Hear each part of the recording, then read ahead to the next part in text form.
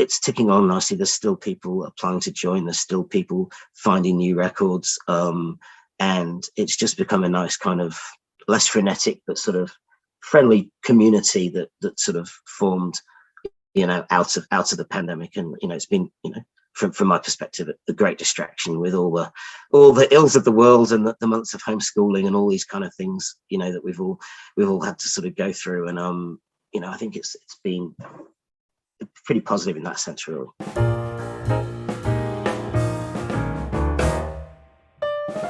Hello everyone, and welcome once again to the Birding Today podcast, where birders come together to discuss the joy of birding. I'm your host, Guillaume Doerig. Today's guest is an avid birder based in Melbourne, who has been a regular contributor to the Australian BirdLife magazine for the last decade, and is also the creator of the BirdTheFeckAtHome Facebook group, the global backyard bird group set up at the start of the pandemic, which we'll get into. An accountant by profession, he prefers spreadsheets of bird sightings to those with dollars on them, and lives with his wife and 2 primary school-aged children not too far from the banks of the Yarra River. So please give him a warm welcome. It's been a long time coming. Mr. Ed Williams. How are you, Ed? Yeah, good, thanks. Thanks for having me on. No problem. Thanks to you for the time. I really appreciate it. So, as listeners will know, I like to start these episodes by asking, I think, an interesting question, because I like the different answers that I get from different people, because different people have different answers to this question, which is, what aspect of birding brings you the most joy?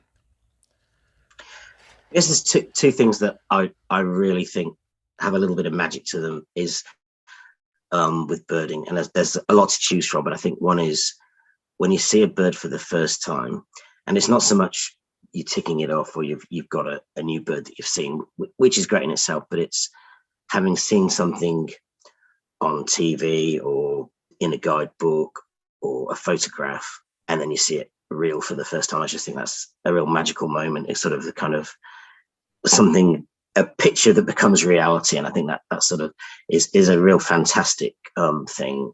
I really love that aspect to it. And I think the other thing, much more sort of close to almost the opposite version, is when you come across something not necessarily rare, but just not where it's normally meant to be, just the magic of sort of taking a stroll down to your sort of local park and then looking up and there's a little eagle flying overhead or something like that you have never seen here in years that you've been living here. And I think those little things, I think, are the bits that give me the most joy, really. Sort of bit of magic there, I think. Absolutely, yeah, I see what you mean. It's kind of the translation from paper to reality. Yeah, I've always thought that for years, especially when there's something that you're aware is in existence, but either because of the rarity of the bird or the way you happen to be, the locality, just when you see it for the first time, it's like, wow, that's so cool. I just love that side of things.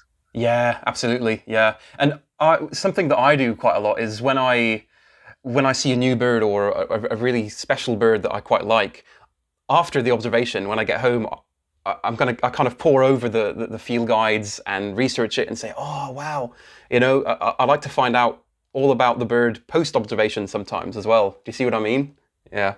I think so, definitely. I think especially when, say there's a sort of a rarity that's not something that people typically see all the time. And, say, for example, a Hudsonian Wimbrel's probably got a lot of people sort of looking up about it at the moment just because, it's the first one around or whatever. And I think, that's kind of nice thing that sort of throws a little new things in and learning all about what's out there, etc.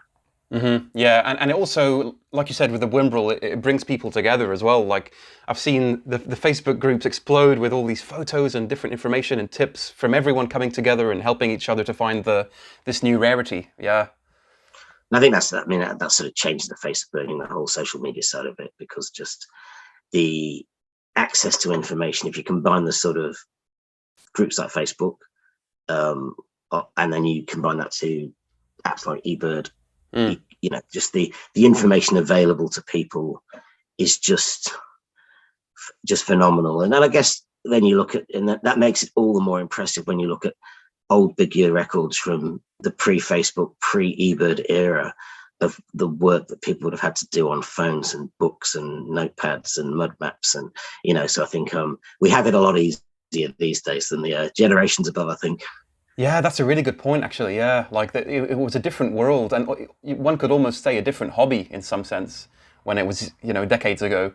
But that's really great to talk about. And so I listened to your episode with Michael Greenshields on the Birders Guide that you did quite a while ago, which is fantastic. I'll put a link in the description and in the show notes so people can listen to that. And a memorable moment of that episode when I was listening is when you were a kid in the UK, you remembered the blue tits pecking open the milk cartons. That's fascinating, and I want to get into how you got into birding, kind of as a young person as well, because seeing that would have kind of opened your mind because of the relationship between a beautiful, colourful bird like the blue tit on a milk bottle. So that's incredible. Tell me a little bit about that. Yeah, and I guess. Yeah, I mean, I never got into birding because I was one of those people that just they were always there, birds were always there. It was never a kind of conscious, I've got given this book this day, or someone took me out on a walk or whatever. It was just always, and as a really small kid, I mean, one of the, I have a sort of few memories. One of them's the blue tits pecking on, in those days, the milkman came, I'm showing my age, and you had your jug of milk, and in those days it wasn't even homogenized milk, so all the cream would float to the top, and the little blue tits had learnt all over the cities across England to sort of peck through the foil, because you didn't have a cap or a lid in those days. It was just a bit of silver foil, and they peck through and then they nibble all the cream, and the thickest bit of the cream would stick to the lid. So they had their fill of cream, and you'd often see the milk bottles in the fridge with little holes in, but it was kind of nice. And sort of remembering, this is right in the middle of the city of Manchester as well. And I remember the bullfinches in the apple tree in the backyard, sort of looking for bugs in all the blossom, and therefore kind of destroying half the crop every year. And again, in those days, there would have been a lot common, I think, be more of a treat in those places to get bullfinches in their backyards now. And then the third memory I remember is something my mum always did when we were kids, is when we cooked the bacon, she always hung the bacon rind in the apple tree, and the magpies went mad for it. I'm sure it's a big no-no these days because of the salt, but as a small child, those kind of things really sort of sparked your interest and imagination, that just being at home looking out the window, you had all this stuff going on, and it was sort of magic from as long as I can remember, from being really tiny, really. Yeah. Oh, that's so great. That's awesome. And so, and I'm sort of the same. I've always, there wasn't a specific point really where, it's like, oh, I'm a birder now, or I love birds now. It kind of shapes itself on its own, and the passion kind of grows independently, so to speak. Yeah. And so those experiences are incredible, and it leads into, we'll get into the social media and BirdTheFeckAtHome a little bit later, but before we do, I want to touch on something that I think is really interesting, both for Australian birders and maybe birders who are not from Australia, who are listening or watching, is these experiences you had as a kid. I feel you wouldn't get those experiences here. What I mean is that the birding and the bird life in the UK as opposed to Australia is very different. How do you think the birding compares? What are the main differences between UK and Australian birding, if any? I think in a nutshell, Australia is a huge country with a very small birding scene, and Britain is a very small country with a huge birding scene. I think there's both good and bad of that. It's almost got sort of traffic jams to get into bird places when there's rarities over there, and you see some of the crowds and the twitching side, which half of me is horrifying. Oh my God, look at that, 5,000 people here to see something that will be incredibly common in North America. But at the same time, it's nice to see so many people engage with nature. So you sort of get torn. And in reverse, when I used to live in Sydney, I used to love going up to Mitchell Park, which was part of Cat's Eye National Park. And sometimes on a Saturday morning, I could have the whole place to myself, and I'd be here going, here's a city of 3.5 million people. Half of it's, how wonderful is it that I've got this place to myself, but also how disappointing is it I got this close to myself? Why is no one else out here, enjoying the amazing sort of wildlife that there is to see there? So I guess to me, that's one of the biggest differences. We've sort of conversely, because there's so many people involved there's a lot more money to go into conservation, where ironically probably Australia needs it a lot more because there's probably a lot more endangered species that need our protection, and likewise with subspecies here. From a small child looking out the window perspective, I guess you haven't got the same bird feeding culture here, partly because the birds are very different. Partly, dare I be controversial and say, there's a strain of Puritanism that runs stronger in here than perhaps through the birding scene in the UK. But I mean, at the same time, I've learned my lesson. I fed cockatoos, and then they destroyed my entire balcony and smashed the barbecue up and things. So there's reasons why you don't. But I think, I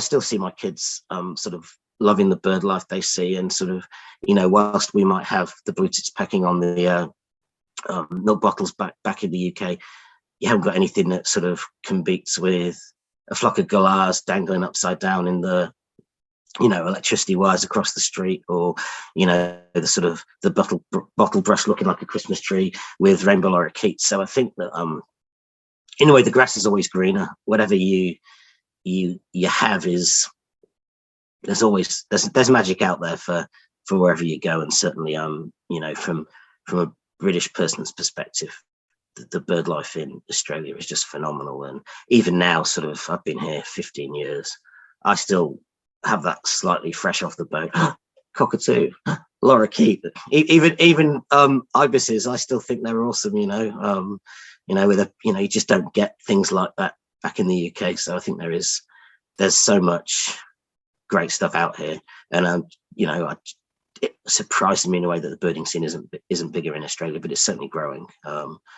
I've certainly sort of noticed that even in the time I've been here, how many more people seem to be involved, and a lot of younger people coming through as well, which I think is great.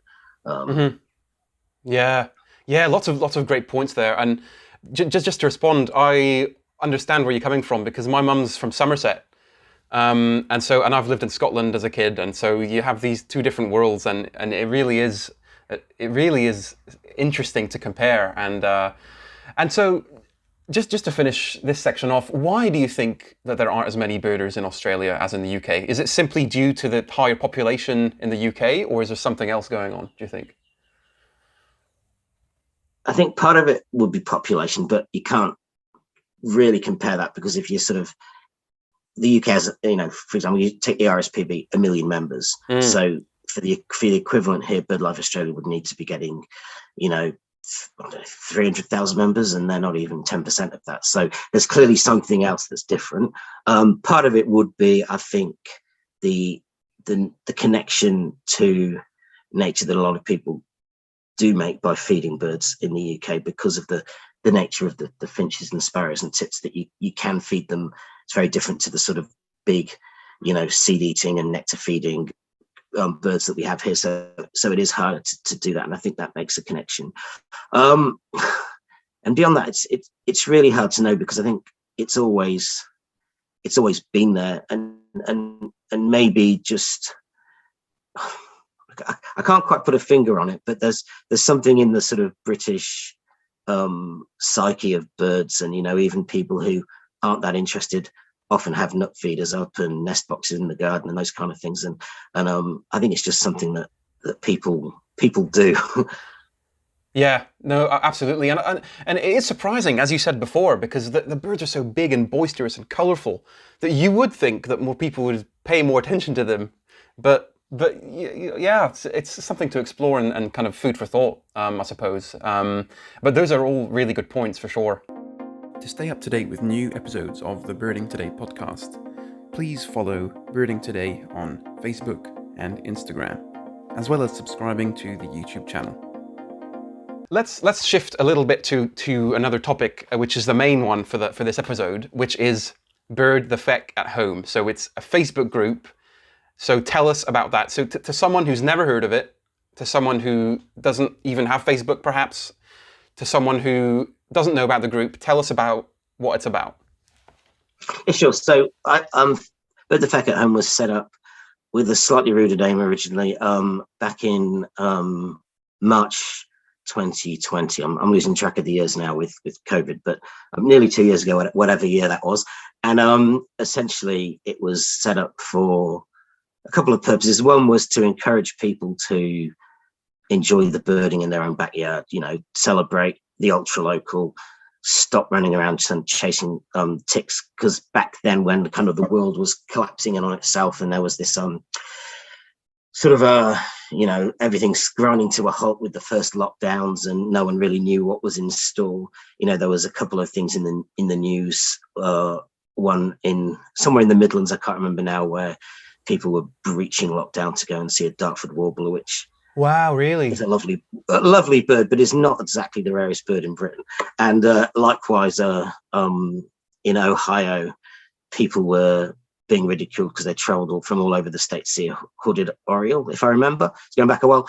And again, very rare for there, but, trash bird on the West Coast. So, it's kind of, they were getting in the newspaper, getting bird as a bad name. And it's kind of like, well, hold on, let's all sort of sit back and, we don't know where this pandemic's going. Let's be a little bit more careful and let's sort of celebrate the backyards. And then the challenge that we sort of set up was, how many birds can we find between us in the backyards? And at the time we set ourselves, let's see if we can get 1,000 during the lockdown that we innocently thought might be 2 or 3 months long, as, back in those days. And it sort of just took off, and, it sort of, people were having more sightings and records. And we've always tried to have quite an irreverent, fun attitude to the group as well. So it wasn't one of these really serious, we've got to find these birds and we've got to tick them off and we've got to verify them through a committee to ensure that, it was more, hey, the world's going to shit. Let's actually have a bit of fun on the side and try and enjoy ourselves and distract ourselves, because, we're not going to be able to fix the pandemic, but we might be able to, keep a couple more people enjoying what they've got at home, and, just put a few smiles on people's faces when there's not a lot of reasons to smile at the time. So yeah, it took off really well, and sort of still going strong a couple of years later, and sort of well over 9,000 members strong, and records coming in from every corner of the globe. I think about 136 countries have people from those places have submitted records from their backyards, and it's phenomenal. The thing I've loved about it is it kind of reminds you what you've got.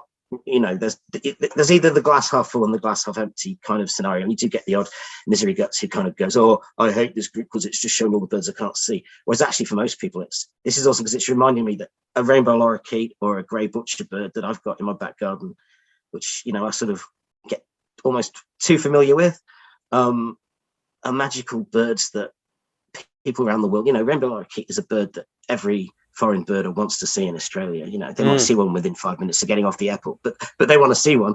And it's sort of that wonderful kind of reminder of your rainbow lorikeet, or someone's blue jay, or someone's red bishop down in South Africa, or someone's blue tit, all magical birds that are pretty common for the people who've got them, but for everyone else it's like, hey, look what we've got.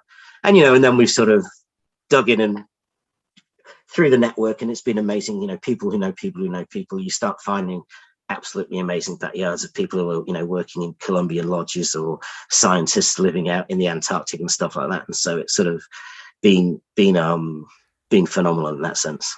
Yeah, it's just phenomenal. It really is, and it's quite unique, I think, as well, the whole project, because but also what I'm interested in is it's almost been 2 years now. And what I would suppose is that with the evolution of the pandemic, and things getting slightly under control, and restrictions gradually easing, albeit very gradually, you would imagine that the group would lose some traction and attention. Has that happened, or is it going strong? It's going strong, but it's in a different phase, in the sense that it was anarchic craziness particularly the first couple of months. It was just kind of this whirlwind of so much going on and so many things coming in, and now it's become a much more steady thing, but it's become almost like someone described it really nicely as a sort of a birdie pub. So people just pop in,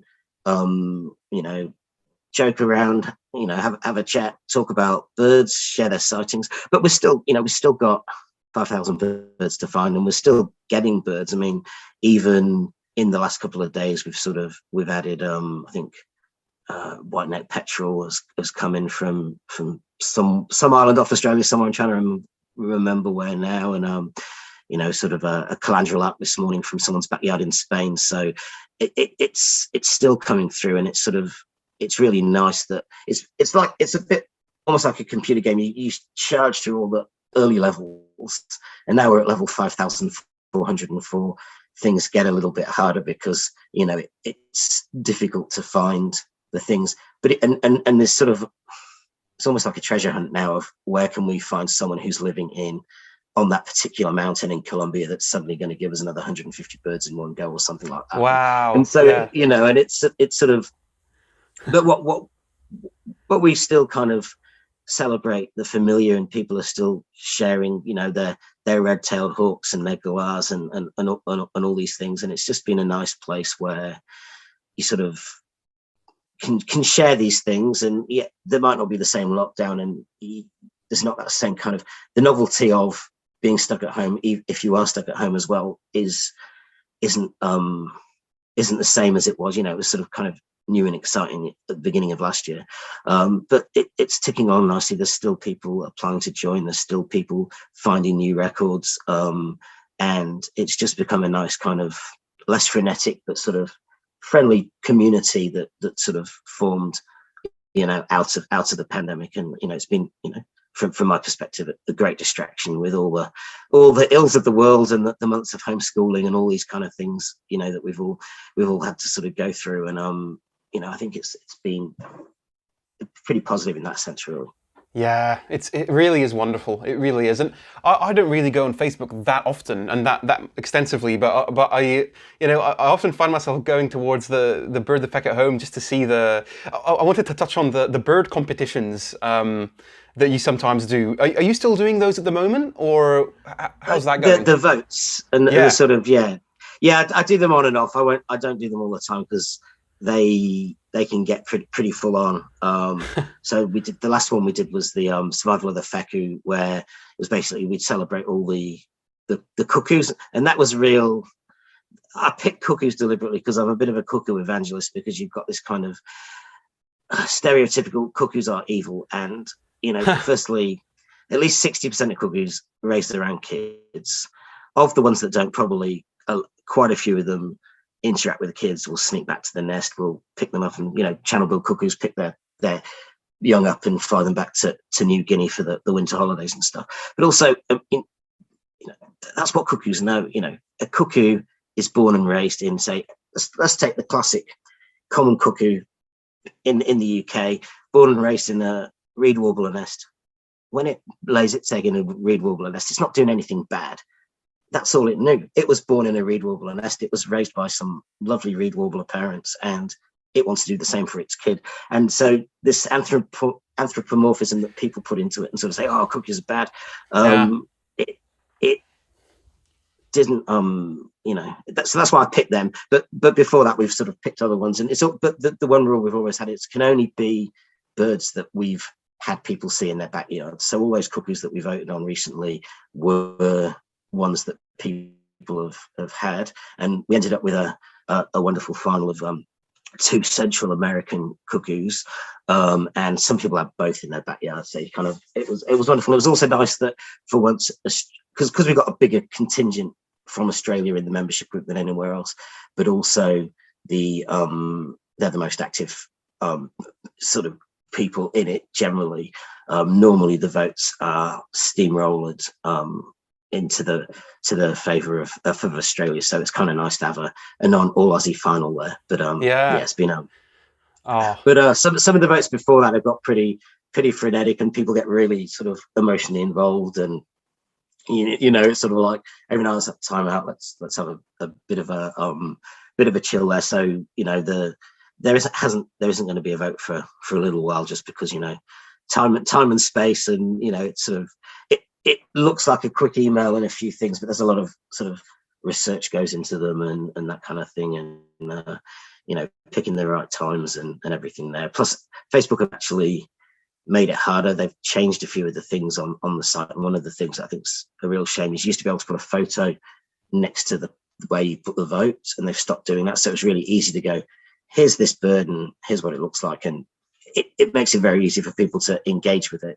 Whereas when you no longer have the picture for whatever reason, it's that little bit harder to then say, here's a photo in the thread, or here's a photo in a different post, and all those kind of things. So and I think, I'm sure it's to do with political problems around the world, but the algorithms made it much harder to get the engagement on the votes. So we used to get much bigger votes with smaller membership, because we could see you could see how many people see it. And for whatever reason, Facebook now, it's sort of half or a third or a quarter as many people see it as used to see it in a much bigger number. So it's made it a little bit harder like that. So sort of the diehard people still get to see it and vote, but we didn't sort of get the wider thing on there. And that again shows how long the group's been around, that the technology becomes a different challenge, and things have changed so much on Facebook in the last 2 years. It's sort of fascinating to sort of look at some of the things, and some of the stats we used to be able to get about the group.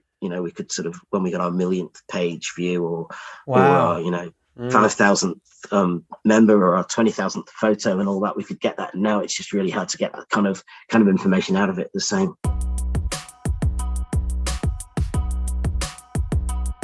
So just to kind of wrap up that segment about BirdTheFeckAtHome, do you have help? How do you administer the different roles to manage the page and all of that? How does that work? Well, I've got a wonderful set of admin team, the Galactic Senate, as we call them, who they all do different roles, and some do loads, some do a little.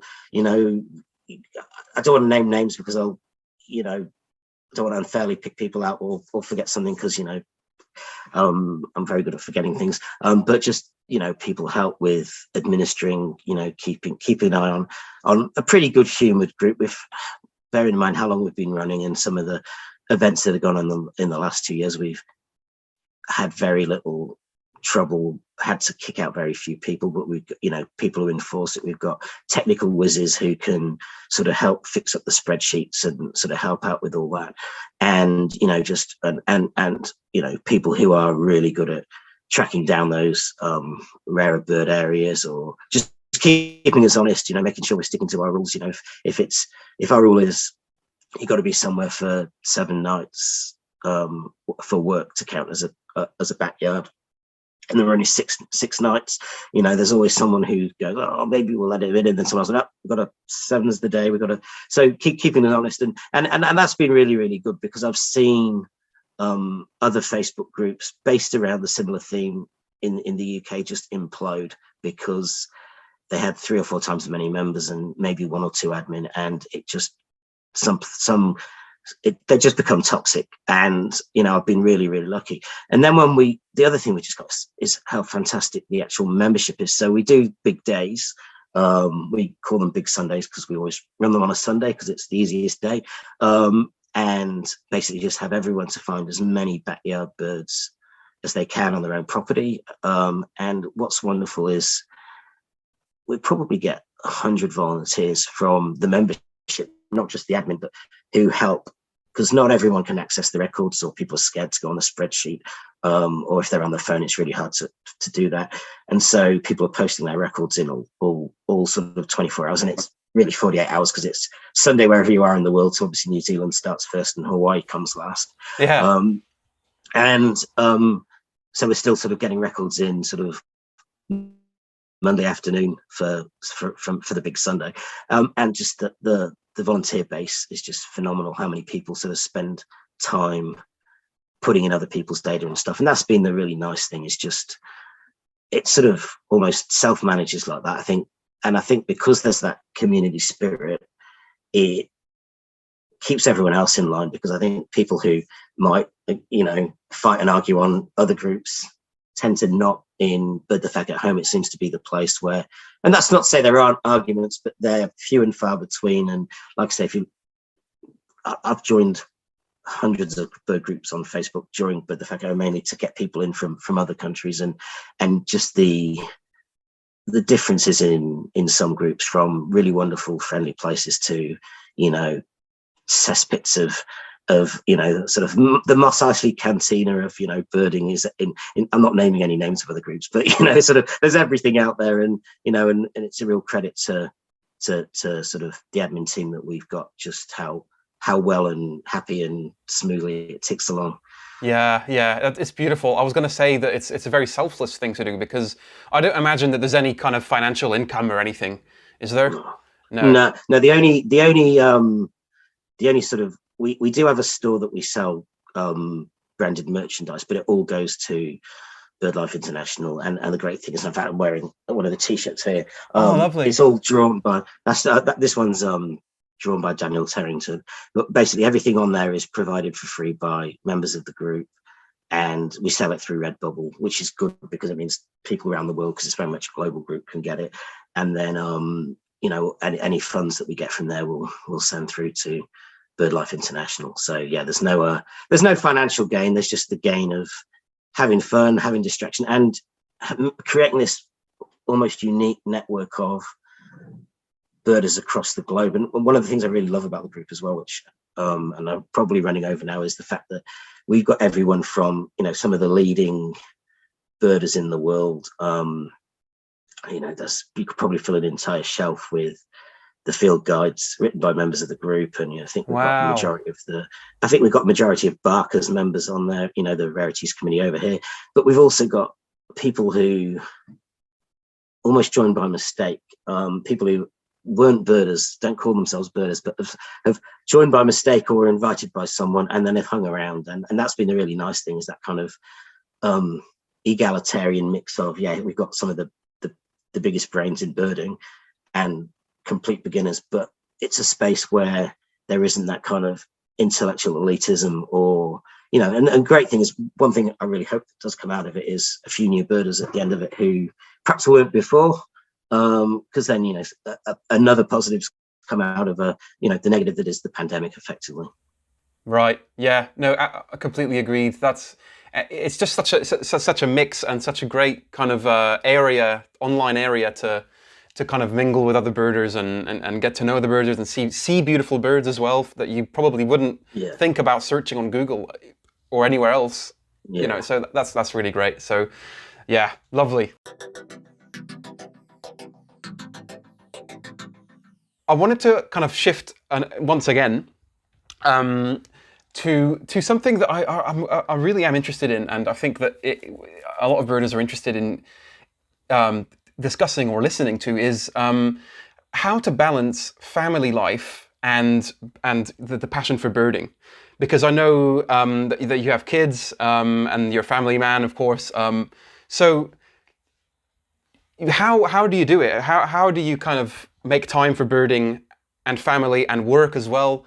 It's a problem for me, and for sure, like how to balance work and also relationships. Do you have any thoughts or any tips on that at all? Yeah, caffeine is the first tip, definitely. If something's got to give, let it be sleep. But no, I think one of the things is, once you've got a family, especially sort of young kids, you have to step back a bit. And one thing that really changed in my birding is going from pre kids. I do a lot more gallivanting around the country, and sort of seeing more birds and things in that sense. And luckily I've managed to do a lot of that in those sort of younger years. And now it becomes a lot more localized. Some things have to give. I've not been on a pelagic for too many years now, which is a shame. When I lived in Sydney, I was spoiled because it was like 30-minute drive, and you could get on the boat and you could be back at home by 5 o'clock kind of thing. Whereas, now it's a trek right across to the other side of Victoria, and 12 hours round driving and paying for hotel and blah, blah, blah. And then, last time I did it, the weather was bad and it got cancelled anyway. So there's definitely the challenge there. And I've sort of got the added challenge that my wife works on Saturdays as well. So, but you just learn to bird differently. So, one of the things I've thrown myself into in the last few years is the LGA, Burundara is my little birding patch, and not very birded by many people, so it's kind of good to sort of go out and find your own things.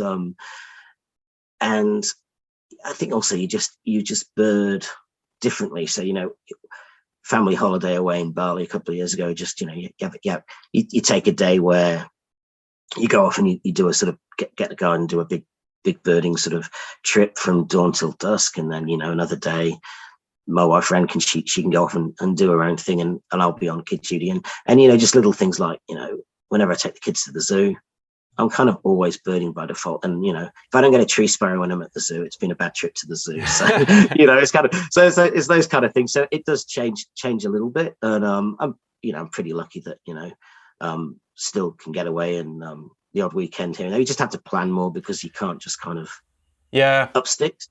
And then again with work, I'm pretty lucky that as long as I get my work done, I work for a global team. I work from home, so it's kind of quite flexible. So there are times when I can just sort of Monday morning I like to have a long stroll along the Yarra for a couple of hours and just sort of always see what's around, because I've got meetings in the evenings or whatever. So I think it's just the flexibility. I think another reason that I think it where I imagine it would be a lot more difficult, and I sometimes wonder how other people with families manage it, is I'm not a big twitcher. So if there's we'll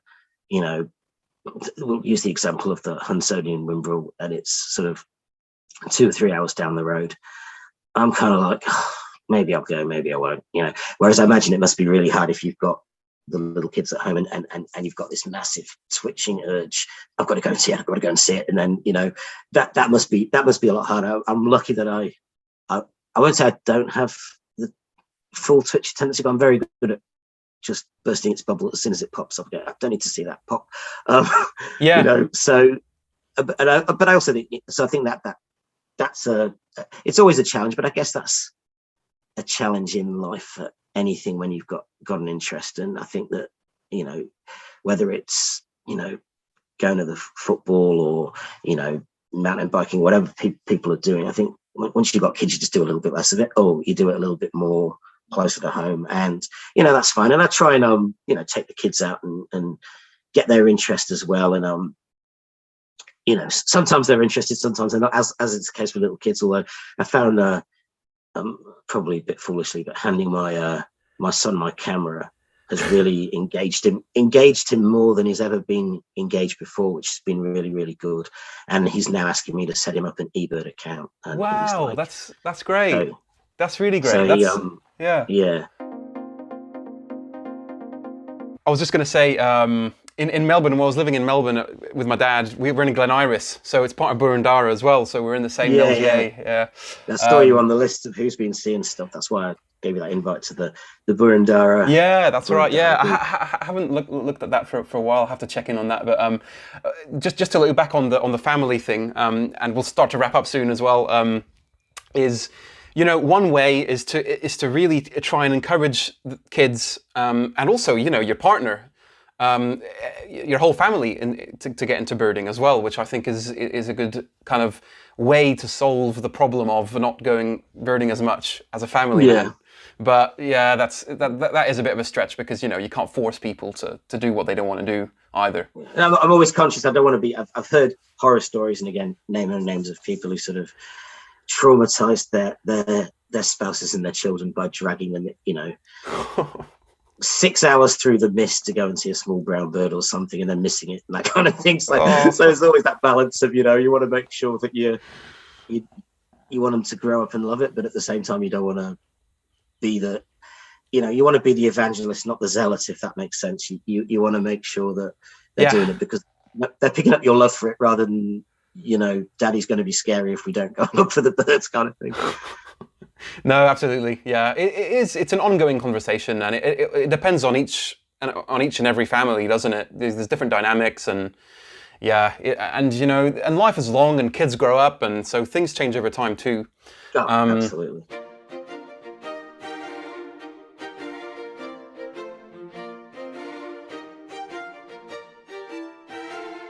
We're running out of time, so we'll get to the closing questions. So, Ed Williams, what is your favourite bird? have two. The red-billed chough, crow from North Wales from my childhood, absolutely the most fun. That's the one on your T-shirt, isn't it? It is, yes. Yeah. That's exactly why I picked it. Yeah. So just the memory of childhood, and they are a joyful bird. I know it sounds like I'm anthropomorphizing now that I said I wouldn't do early, but when you see them tumbling around in the sky and stuff, it's just amazing. The second favorite bird is a very random one, trumpeter finch, which is a little tiny brown finch that you get sort of spread in the drier areas from Canary Islands through to India. And I just had this, I was on holiday, not a birding holiday, but just sort of took a little birding walk in La Gomera, one of the islands in the Canaries. And there was a little family of them on the wall. And I just fell in love with them. They were just the most adorable, crazy little things. And, it sort of surprises people that I pull, a crow and a small brown bird out as my favorite birds. But, they're my absolute, they're just the most fun. Lovely. I love the certainty with which you respond. That's brilliant. Most other guests are like, oh, I don't know. But this is... I've thought about it a lot and I've been asked it quite a lot, I've got loads of others, but they're definitely the two. Yeah, no, absolutely. What about this is a particularly, what's the word? Particularly, there's a word for it. Particularly suitable question for you, which is, where in the whole world would you like to go birding that you haven't visited yet? The dream destination. Oh, if I had to pick one place, Mabamba Swamp in Uganda for the shoebill, because that would be the next most favorite. That's my favorite bird I haven't seen. I mean, they're dinosaurs. I mean, you see one of them and dinosaurs still exist. But one of the things from BirdTheFeckAtHome is just how many places that I want to go. Whether it's crazy trip out to Tristan da Cunha and all the pelagic birds down in the Atlantic there, or sitting drinking a cocktail at Captain Hook's prawn farm in Belize, which has become the official restaurant of BirdTheFeckAtHome, just because there's a place where you can drink great drinks, eat great food, and see amazing neotropical birds. Bhutan, I could go on forever. There's just that's what it's like asking my kids in the lolly shop what lollies do they want to eat. It's really hard to pick. But yeah, I'd go to Uganda if it was the one place. Lovely, yeah. It's so funny you mentioned the shoebill, because just a couple of days ago I recorded one of these episodes with a good friend of mine, Jack Morgan, and he also said, "Oh, the shoebill. I want to see the shoebill." It's so special how some birds are quite magnetic, like that one, which is definitely an amazing bird. I remember seeing it on one of the David Attenboroughs, one of the earlier ones he did, where you could see this footage of it lunging into the swamp. I think it's in Life of Birds. It might be. But yeah, just so many amazing birds. Yeah, they're just there's something almost there's something different about shoebill. It's not like any other. I think that just because of that big, massive bill and the kind of predatory stance, it's just and the evil gaze. It's got like different. An evil gaze, doesn't it? Yeah, and fantastic. It's just this phenomenal beast. Real magical place. Plus, just to get there, just getting out to the swamps of Uganda from Melbourne is just such a challenge in itself. That one day I'll get. One day, life is long. Don't worry, life is long. All right, well, Ed Williams, it's been such a pleasure. Thanks so much for coming on. We have to wrap up, unfortunately, but I'd love to have you on again in the future. Maybe, when there's some big change in the Facebook group, that you do a shift, Bird the Feck everywhere. I think you mentioned the other one. Yeah, hopefully one day we'll all be free of this pandemic, and we'll be able to celebrate birds, not just in backyards again, but all from every corner of the globe. Absolutely. That's a great note to end on. Thank you, Ed. Thanks for coming on. Cheers. Thanks for having me. All the best. Bye. Bye. You've been listening to the Birding Today podcast. New episodes are released every Friday, and if you'd like to get in touch, just write an email to birdingtoday@gmail.com. Thanks for listening, and see you next time.